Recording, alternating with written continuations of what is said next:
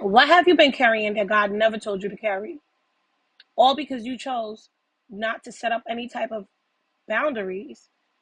And sometimes people fail to understand that boundaries is not rejection.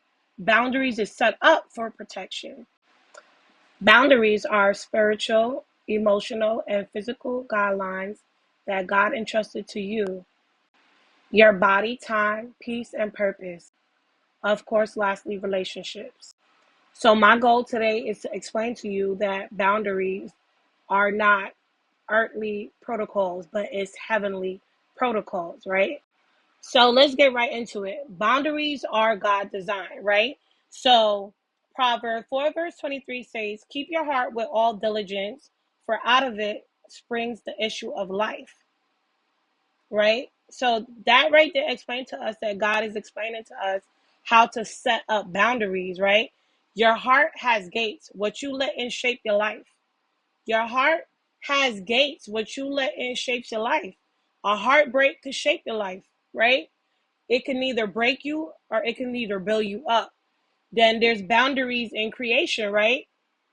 In Genesis 1, verse 9 through 10, it said, then God said, let the waters under the heavens be gathered together into one place, and let the dry land appear. And it was so. And God called the dry land earth, and the gathering together of the waters he called seas. And God saw that it was good. So God separated land from water. He created distinctions. Boundaries were part of the creation process. So once again, that's proof on how powerful boundaries is. Like God had to separate water from land, right?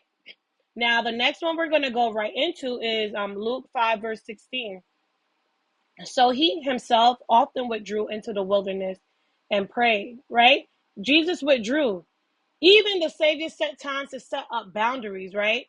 And the reason why he did that is because he knew, as the Son of God, that it was important just to make time with God himself.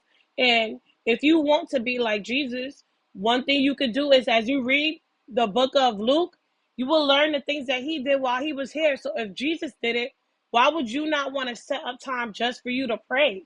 When you look at other religions, you see that's what they also do.